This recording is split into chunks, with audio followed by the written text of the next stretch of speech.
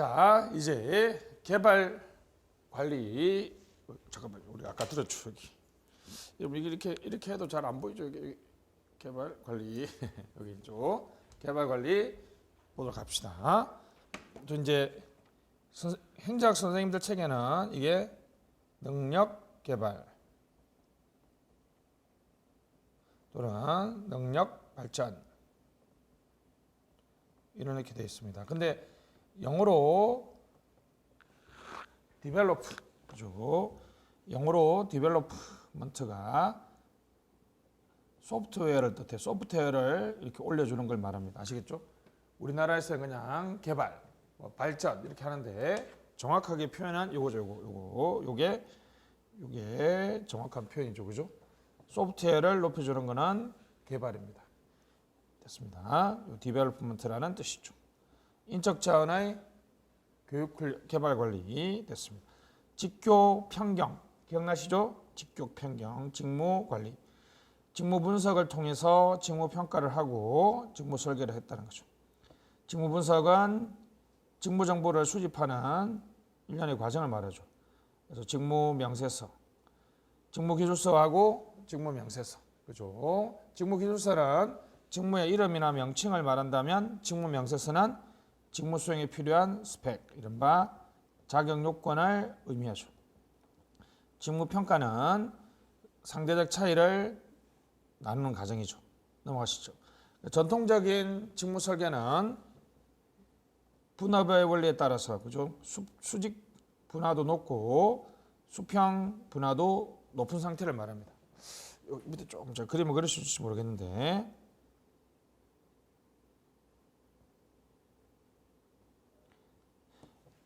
자 여기는 지금 개인 집단으로 되어 있는데 여기 이제 한번 봅시다.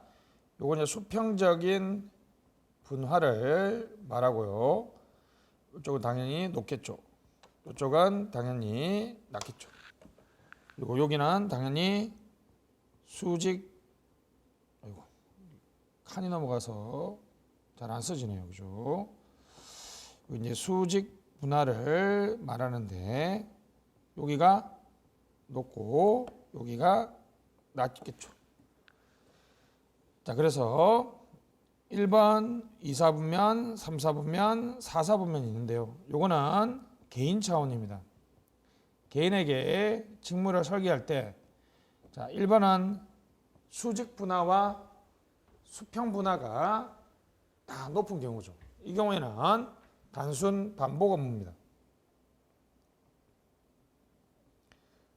전형적인 분압의 원리에 따라서 움직이는 거죠. 이거하고 정반대가 있는 게 3번이죠. 고위 관리직 업무죠. 자, 2번은 수평 분화는 낮은데 수직 분화는 높은 경우를 말합니다. 그죠? 됐습니다. 그래서 이쪽은 중간, 3번은, 2번은 중간 관리 직무죠. 4번은 전문 가적 직무죠. 그래서 일반적으로 우리 관료제는 여기 1번 수직 분화와 수평 분화가 높은 상태에서 이렇게 그죠? 수직 분화를 낮춰주는 거죠. 이게 바로 엔리치먼트죠. 됐습니다. 요 잠깐만 칠판에 설명드리면 자 보시죠. 우리 학원을 예를 한번 들어볼게요. 학원은 이렇게 경제학 선생님하고 행정학 선생님, 행정법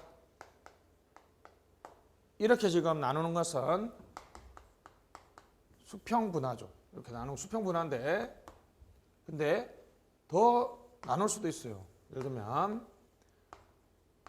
국제경제학하고 경제학을 구분하고 행정학하고 정책학을 구분하고 이런 식으로 그죠? 점점 이쪽으로 가면 수평 분화가 높아지는 거죠. 그러니까 수평 분화가 높아지면 높아질수록 좁은 자신의 직무를 수행한다는 거죠. 이쪽으로 가면 수평 분화가 여기 수평 분화가 낮아지는 거죠. 수직 분화를 한번 봅시다. 경제학, 행정학을 강의할 때, 그죠? 행정학 강의할 때 이쪽은 가장 높은 것은 단순하게 여러분 이게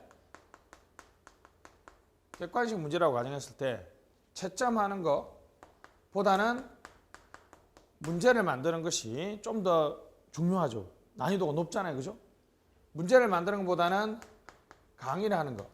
강의를 하는 것보다는 강의 기획을 짜는 게 가장 높겠죠. 그럼 이렇게 강의 기획을 하고 강의를 하고 문제를 만들고 채점을 하는 이런 4단계의 중요도를 나눴습니다. 이쪽으로 가면 수평 분화가 아니고 이거는 수직 분화겠죠. 자, 됐습니다. 그러면 저 같은 경우에는 만약 이렇게 강의 기획하고 강의하고 문제하고 채점을 제가 그냥 혼자 다 한다는 거죠. 그러면 지금 수직 분화가 낮아진 거죠. 수직 분화가 낮아진 거죠. 수직 분화가 낮아진다는 말은 이 하나의 일을 내가 완결적으로 다 할 수 있다는 거죠. 자, 이쪽은 수직 분화가 이렇게 4개로 나눠져 있죠. 여기 이제 이렇게 갑시다.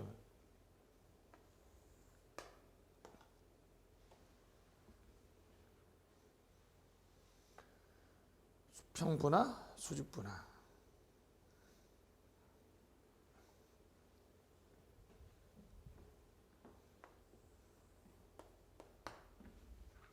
자, 이제 이 개념을 잡았으면 이렇게 한번 보겠습니다. 방금 우리가 그렸던 이 그림에 그대로 한번 대입해 보겠습니다. 여기가 이제 수평 분화도 높다는 거죠. 수평 분화가 높다는 것은 잘게 이를 쪼갠다는 거죠.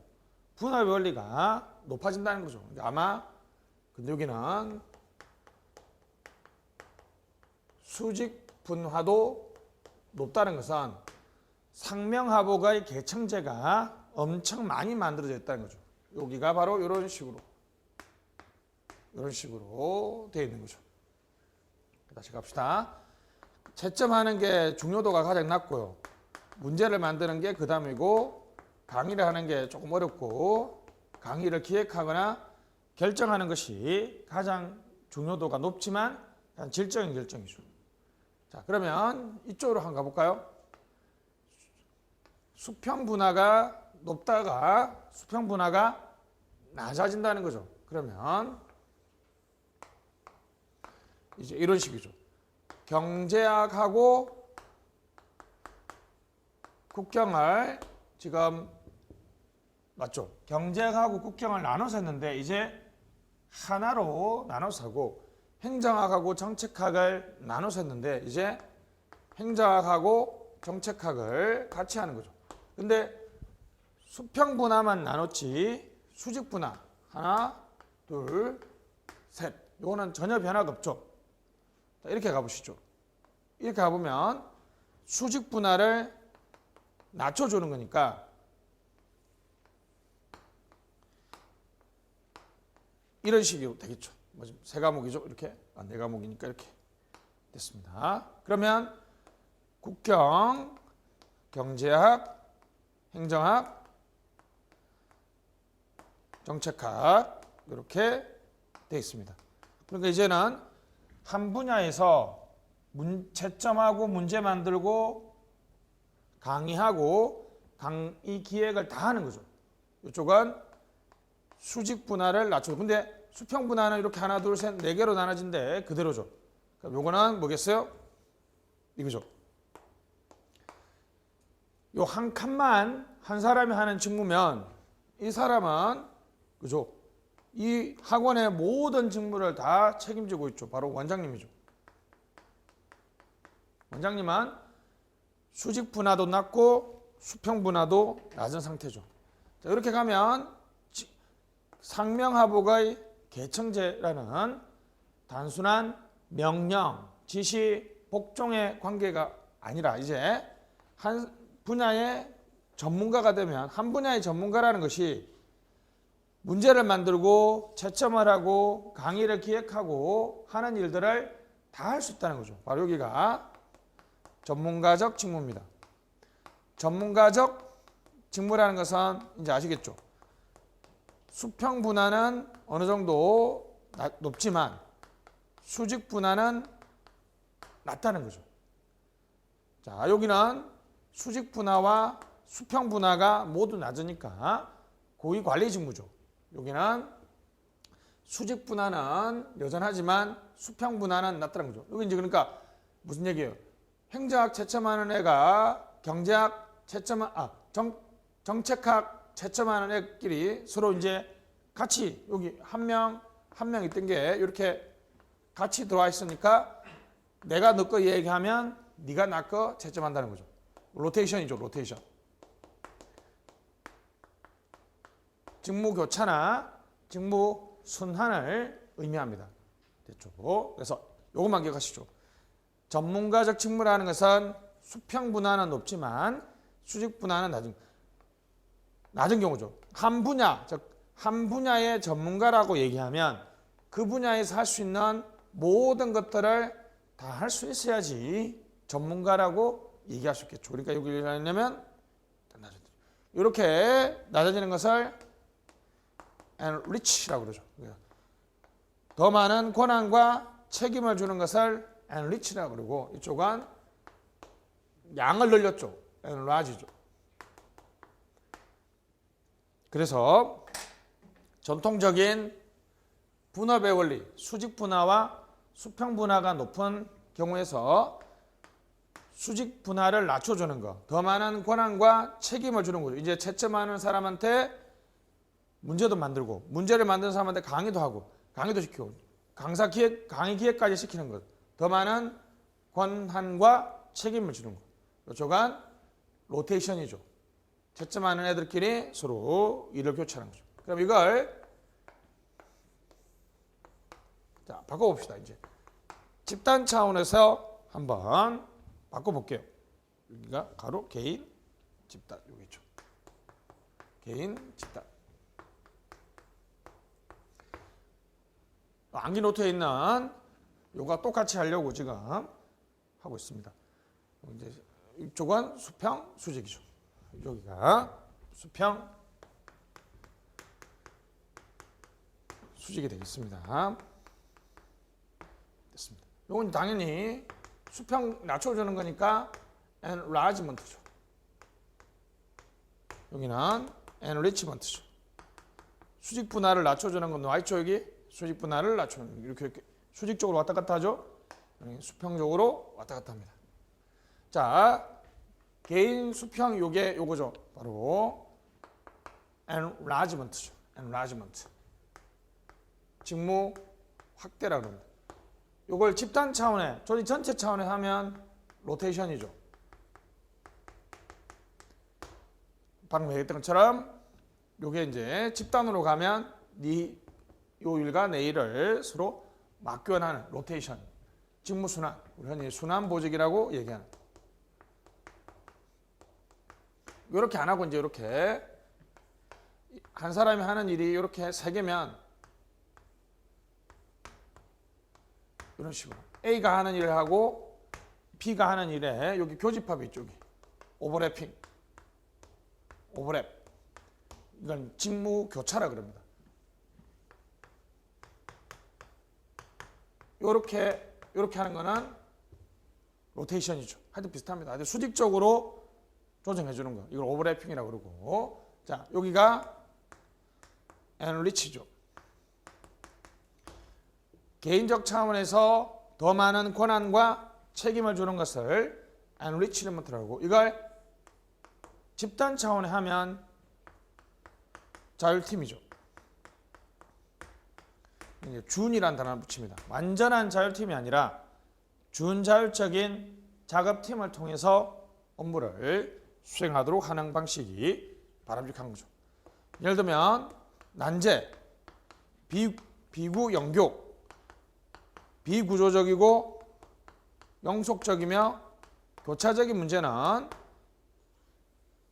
상명하복의 계층제나 분해 원리로 해결할 수 없기 때문에 준자율적인 작업팀을 만들어서 해결해야 되죠. 뭐 타스크포스를 구성한다든지 대책반을 구성한다든지 그런 것들이 준자율적인 작업팀이 되겠습니다. 그렇죠? 그래서 바람직한, 자, 단순하게 답안 있을 때는 기존의 나쁜 직무 설계는 뭐다? 수직 분화와 수평 분화가 높은 이른바 분업의 원리죠. 수직 분화와 수평 분화가 높다는 것은 개인 차원에서는 알리에네이션, 인간 소외, 무력감, 사고, 직무 불만족, 집단, 조직 전체 차원에서는 그 분야만 일하면 그 분야만 중요하다는 이른바 섹셔널리즘이라는 분업원리의 문제점을 이야기하는데, 게다가 4차 산업혁명이 도래함으로써, 자, 여기 있죠. 인간 소외, 부서할거주의, 지능정보사회 직무 다이비전, 이른바 난제 또는 난제가 증가함으로써 이른바 직무 재설계가 필요한데, 직무 재설계의 그냥 답은 뭐라고요? 엔리치먼트와 준자율적인 작업팀입니다. 다시 뭐라고요? 엔리치먼트와 준자율적인 작업팀을 통해서 전통적인 분업의 원리의 문제점을 극복해야 된다. 이렇게 얘기하시면 되겠습니다. 그래서 우리가 여기 있는 것처럼 직무 분석과 직무 평가를 통해서 직무 설계를 했는데, 이것을 직무를 재설계해야 되는데 답은 뭐라고요? 수직 분할을 완화해주고 전체 팀을 대상으로 자율적인 업무 수행이 가능할 수 있도록 해야 된다는 것이죠. 자, 직무 관리는 조직론에도 시험에 나오고요, 인사행정에도 시험에 나옵니다. 두 분야에 다 걸쳐 있죠, 그죠? 됐습니다. 자, 교육훈련입니다. 자, 교육은 인성이에요, 인성. 가치관. 교육은 이제 우리가 에듀케이션이라고 얘기하죠. 에듀케이션. 훈련은 트레이닝입니다. 이거는 지식이나 기술입니다. 그래서 교육훈련은 공무원의 인성, 가치관, 태도, 지식, 기술을 습득시켜주는 과정이죠. 좀 원래 다르죠. 인성이나 가치관은 조금 이제 소프트웨어적인 성격이 강하죠. 지식과 기술은 하드웨어는 아니지만 좀 가르치는 게 다르죠, 그죠? 교육훈련 방법이 좀 다르지 않습니까? 다시 교육, 예를 들면 초등교육이라 그러지 초등훈련이라고 하진 않죠. 간단하게 갑시다. 교육은 가치관, 태도, 훈련은 지식, 기술. 가르치는 방법이 다르죠. 이건 주로 이제 강의라든지 OD 같은 걸 하지만, 지식과 기술은 훈련소에 가서 많이 가르치죠. 지식과 기술을 가르치는 거죠. 자, 첫 번째는 전통적인 교육 훈련의 방법은 OJT입니다. On the job 트레이닝이죠. On the job이라는 것은 직장 생활 중 on이죠. job에 on이 불이 들어가 있으니까, 그죠? 이거 흔히 직장 훈련이라고 합니다. 직장 생활을 하면서 훈련하는 거. OJT는 직장 외 훈련이죠. 직장에서 벗어나서 주로 이제 연수원이라든지 훈련소에 가서 훈련하는 거죠.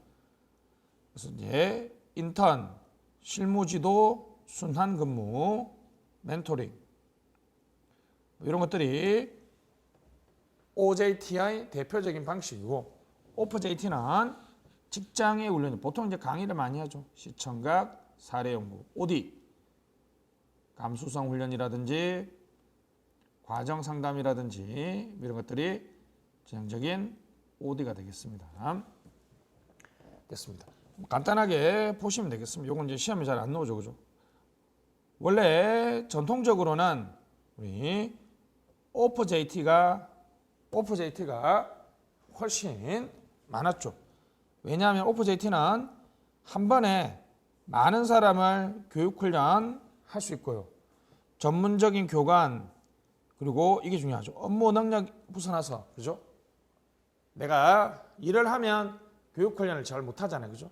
훈련소에 가서 일을 하면 교육을 받으면 거기에 전념할 수 있다는 거죠. 그리고 계획에 따라서 진행될 수 있고, 그 말은 평가하기도 상당히 좋습니다.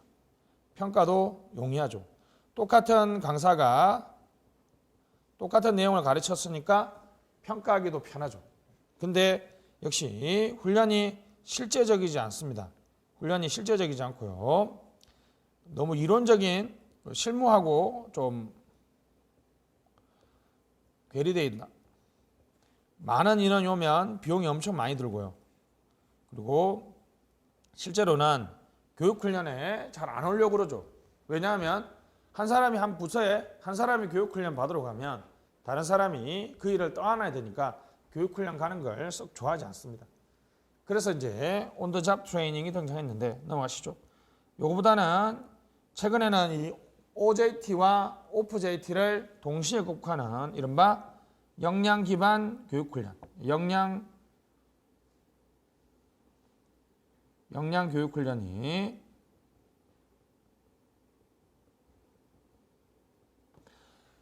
됐습니다. 역량 기반 교육훈련이 등장하고 있습니다. 기본적으로는 플랜 2C라는 틀로서 얘기하면 되겠습니다. 됐고요. 자, 역량 기억나시죠? 맥클랜드가 말했습니다. 외행성 측계. 역량 모델링을 통해서 역량 진단을 하고 갭을 발견한 다음 육성 강화하는 IDP는 자기 개발 계획입니다. 그렇죠? 공무원의 자기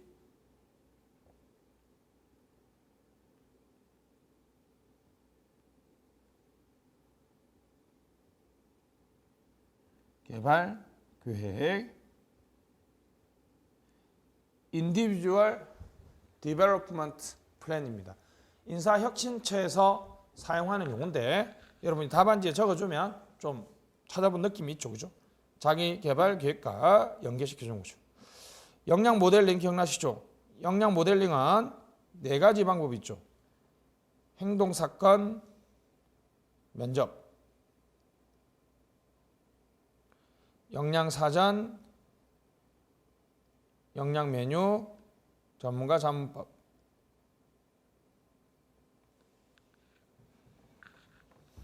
됐습니다. 그냥 요거 잠깐만 한번 봐주시면 되겠고, 한국에서는 아시죠? 전문성, 변통만. 됐습니다. 요건 역량 평가에 관한 얘기인데 그냥 요까지만 기억하시죠. 고공단에 필요한 역량은 요거 아주 중요합니다. 요거 꼭 기억해 주시고, 전문성, 변통만 뭐 이렇게 얘기해도 되고, 사고 역량, 업무 역량, 관계 역량 이렇게 기억해야 되겠습니다. 그럼 이제 역량 기반 교육 훈련은 어떻게 하느냐? 자, 기반 과제로서 이제 역량 모델링이 끝났죠. 여기까지가 이제 플랜 단계죠.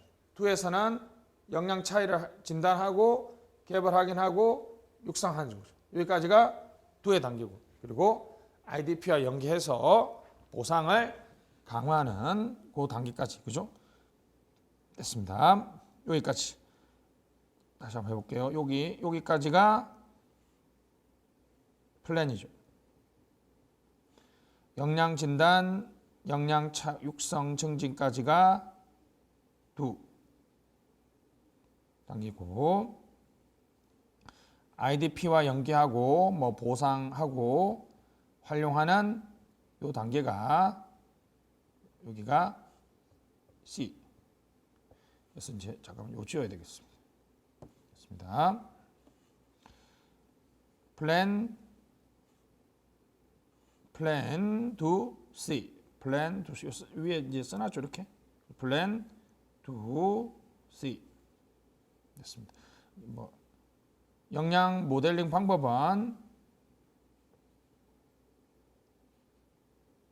이쪽 역량 모델링 방법은 여러분들이 한번 찾아보시면 되는데 써놨으니까 다시 행동 사건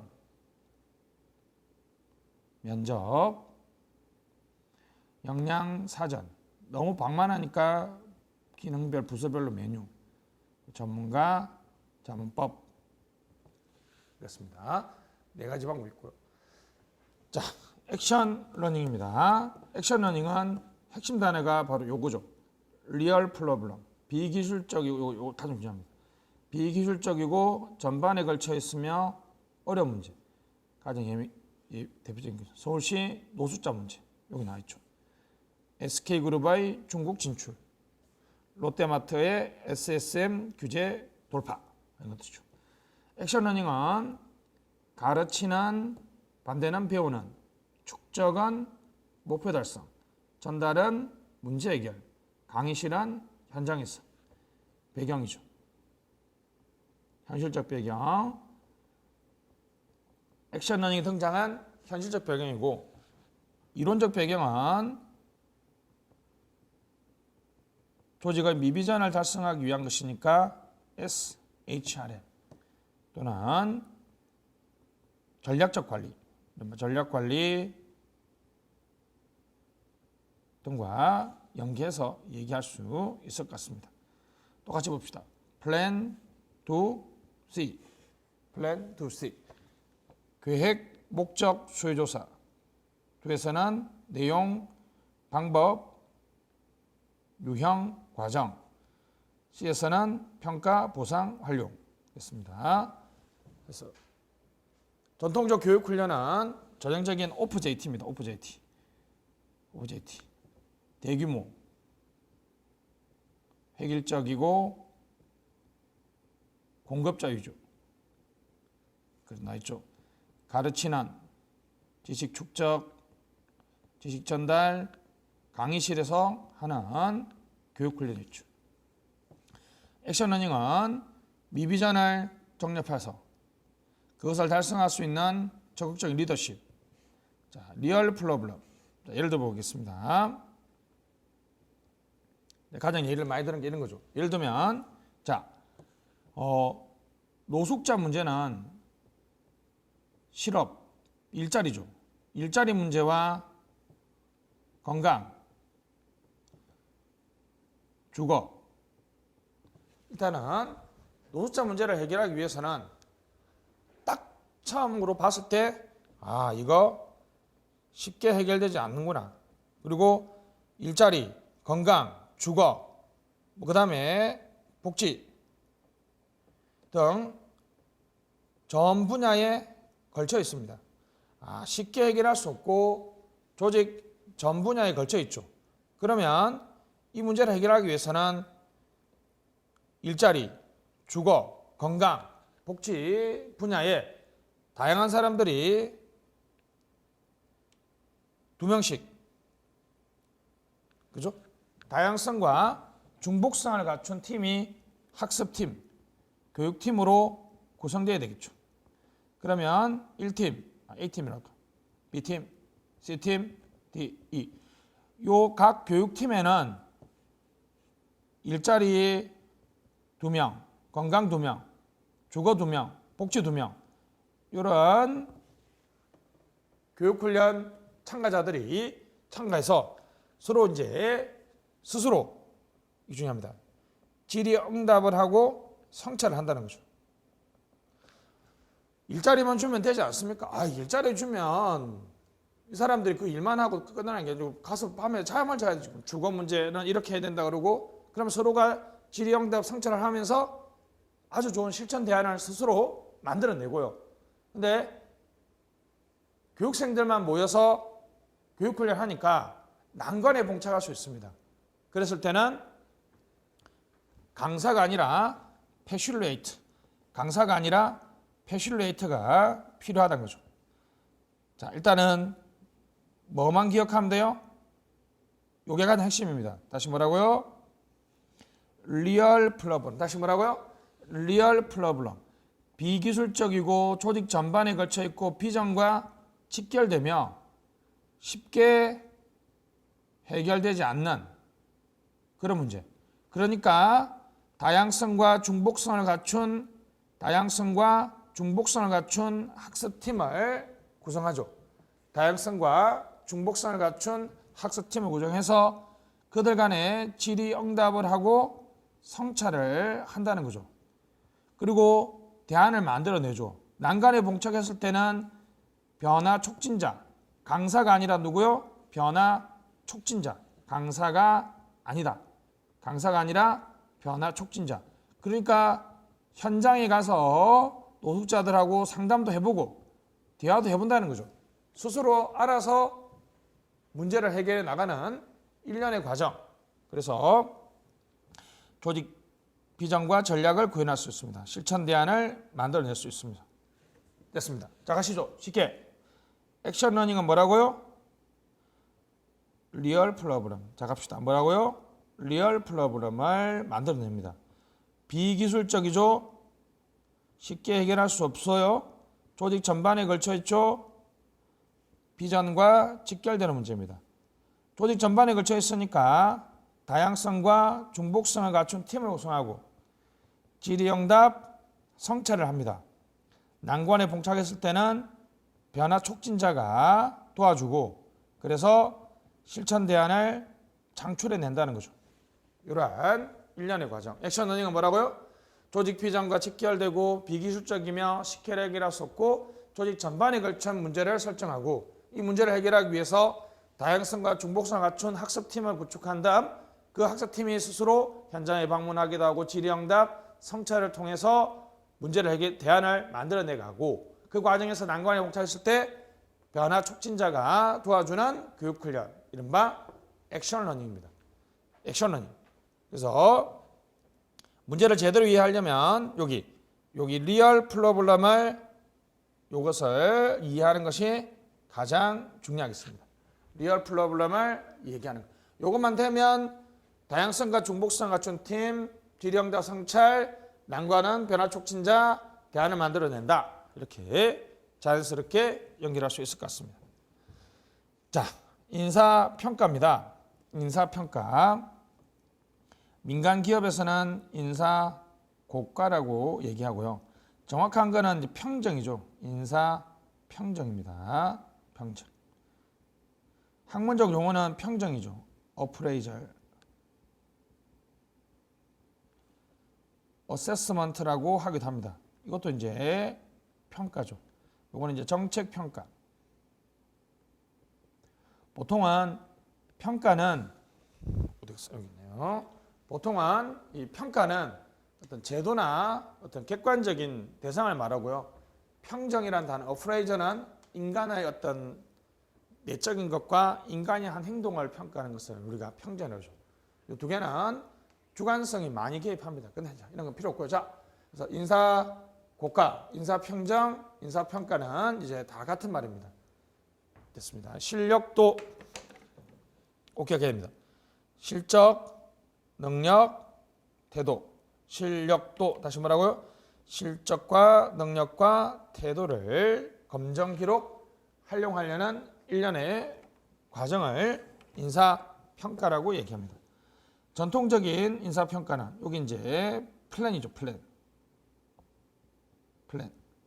과거에는 과거 소극 통제 조직가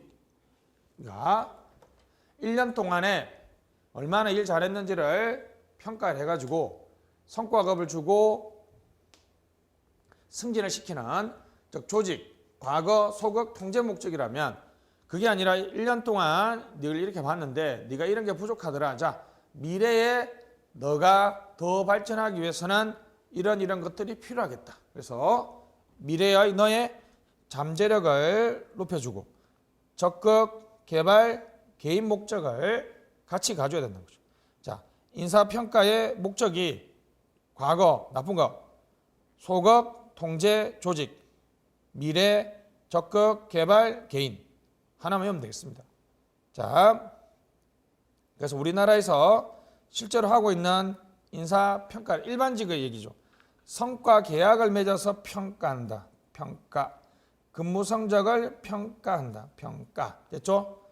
자, 근무 성적 평정은 사실 구분 잘 안 하고 노는데 근무 성적 평정은 학문적 용어입니다. 우리나라의 제도 이름은 뒤에다 가짜로 끝나죠. 성과 계약을 맺어서 평가하는 것과 근무 성적 평가라는 두 가지 방식이 있습니다. 자, 성과 계약 평가는 4급 이상 일반직, 5급 이하 이 정도 기억하면 되겠죠. 복수 평정을 합니다. 됐죠? 이중 평정이죠. 평정자는 직권 상급자고 확인자는 차 상급자입니다.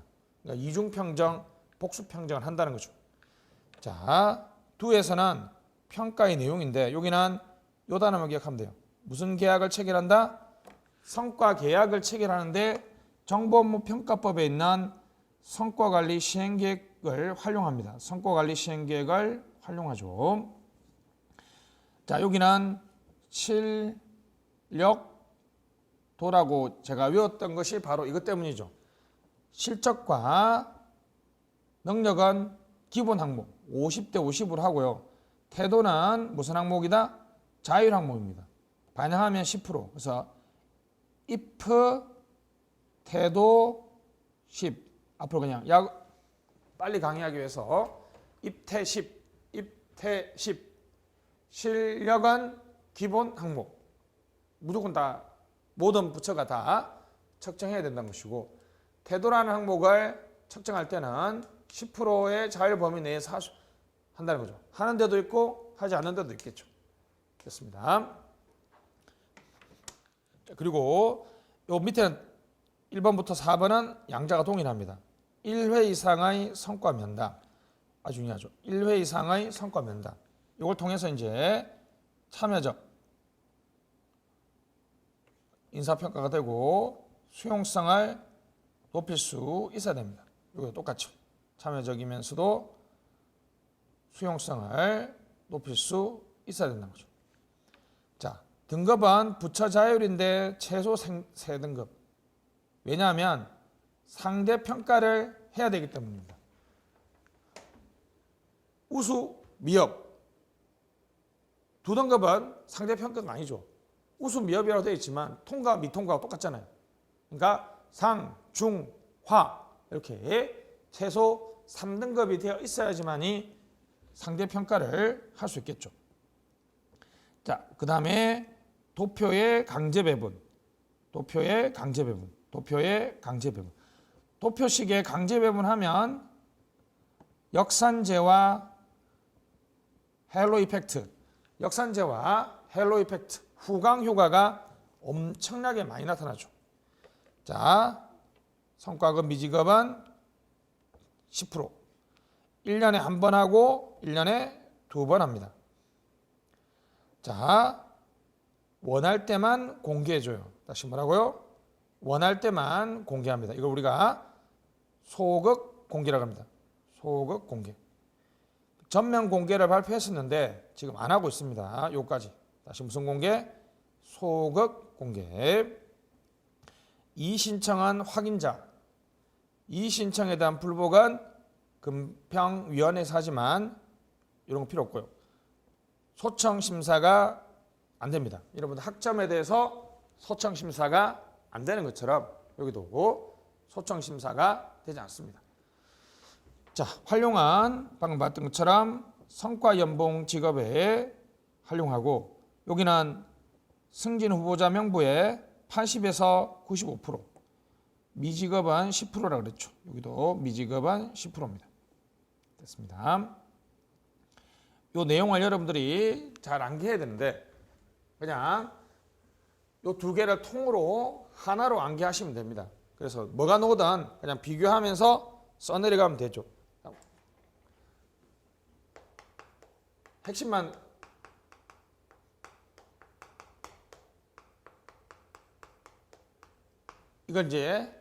요거는 이제 성과 평가 규정에 있는 내용을 제가 요약했는데 이렇게 해도 돼요. 자, 차이점 뭐죠? 여기는 4급 이상이 하고 여기는 5급 이하에 한다. 1년에 정기평정은 1회지만 2회다. 여기는 성과 계약을 체결하지만 실력 입퇴실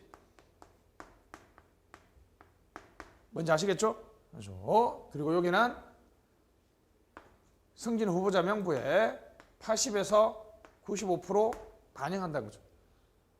이렇게 3개 정도가 뭐 늦게 잡으면 4개 정도가 다르고요. 나머지는 다 똑같죠. 1회 이상의 성과 면담을 한다. 상대평가를 한다. 상대평가를 하니까 최소 몇 등급? 3등급이 되죠. 도표의 강제 배분이다. 복수 평정을 한다. 위로 올라가야 되겠죠, 그죠? 여러분들이 이런 걸 암기할 때도, 그죠? 암기할 때도 지금 여기 쭉 써내려갔는데 그냥 써내려간 게 아니죠. 여기 약간 실수했는데 차이점. 플랜 to C 맞죠? 순간적으로 제가 플랜 to C 요 플랜 to C 순서대로 쭉 쓰고 있죠. 여러분들이 뭔가를 암기할 때도 그냥 계속 보면서 암기하지 마시고 원칙과 방향을 정립해서 암기하시면 돼요. 여기도 제가 좀 실수했죠? 좀 플랜에서 여기는 무슨 평정? 복수 평정. 굳이 더 쓰면 소극, 조직, 통제, 과거 지향으로 사용하죠. 됐습니다.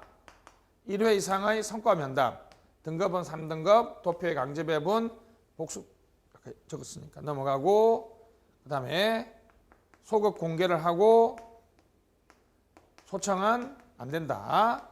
됐죠? 그 다음에 성과급 직업에 사용하고 교육훈련에 활용한다. 그래서 차이점과 공통점을 나눠서 쓰셔도 되고 아니면 이렇게 plan to see 이렇게 나눠서 여러분들이 쓰셔도 되겠습니다.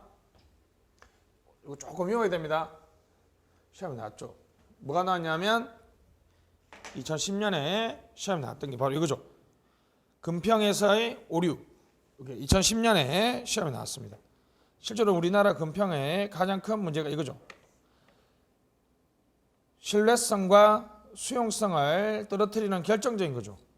평정자 오류, 비평정자 오류, 평정제도나 문화상의 오류, 상관, 근속, 대후, 분투, 역.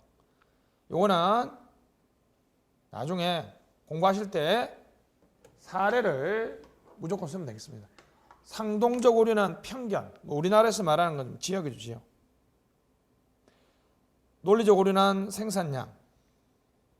예를 들면 A 100개, B 10개. 이렇게 보면 A가 훨씬 일 잘하는 것처럼 보이지만 B는 10개밖에 안 했으니까, 그죠? A는 100시간에 했고 B는 1시간에 했어요. 그렇죠? 생산량이 많아서 일을 잘한다라고 평가하는 것은 논리적 오류죠. 근접 오류는 잘 아시겠죠?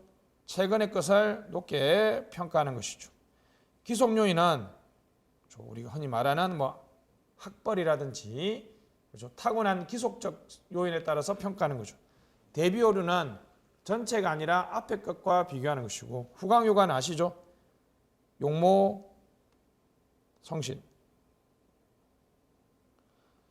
한 평정 요소가 용모가 단정하다는 것이 다른 평정 요소의 헬로, 아우라를 쫙 비춰주는 거죠. 헬로 이펙트.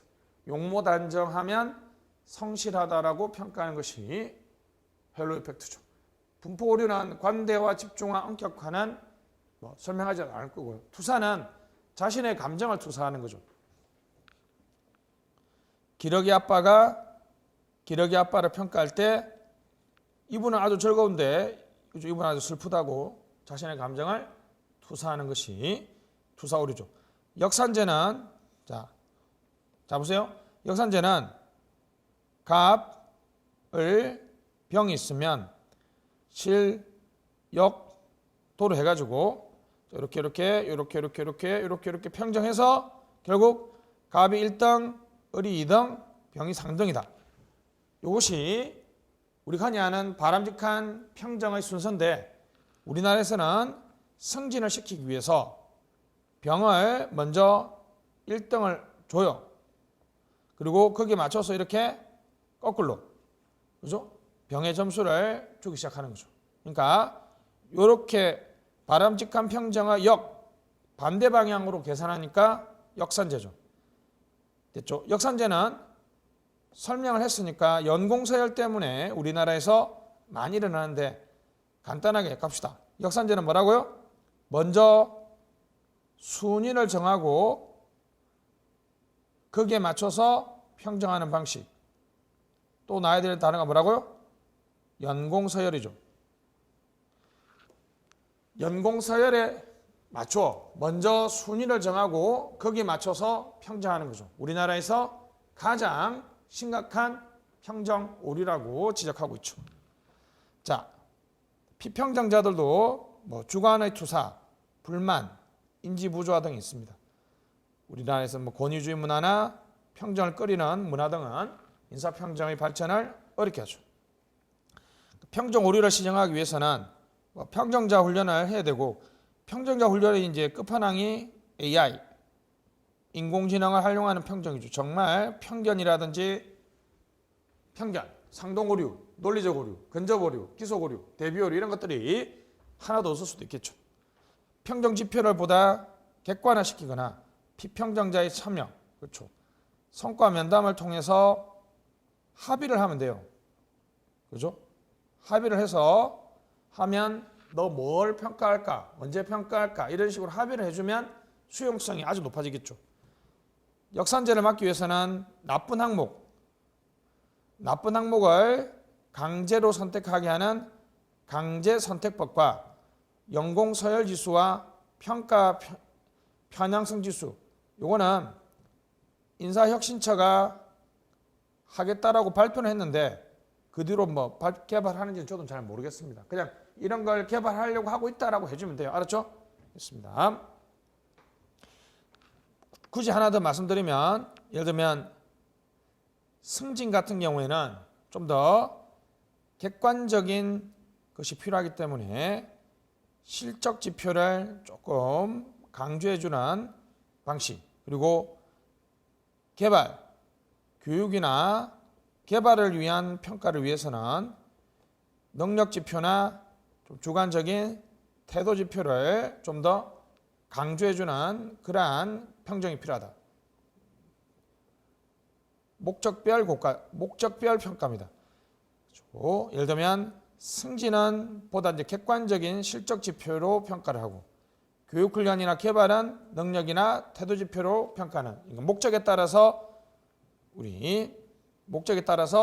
평정의 내용을 달리하는 것도 하나의 방법입니다. 자, 그 밑에 잘 아시죠? 사람에 대한 평가 기준은 전타, 신수, 실효난 됐죠? 전타, 신수, 실효난이니까 그냥 외워보시면 되겠습니다. 특히나 이제 여기 중요한 것은 신뢰성과 수용성, 즉 평정 오류, 특히 평정자 오류가 많으면 신뢰성과 수용성이 상당히 떨어지죠. 우리나라에서 신뢰성과 수용성을 떨어뜨리는 대표적인 것이 역산제죠. 그래서 공부하시면 되겠습니다. 자, 이번 강의 여기까지 하고요. 다음 강의에서 경력관리 암기노트 보고 본문 내용 보도록 하겠습니다.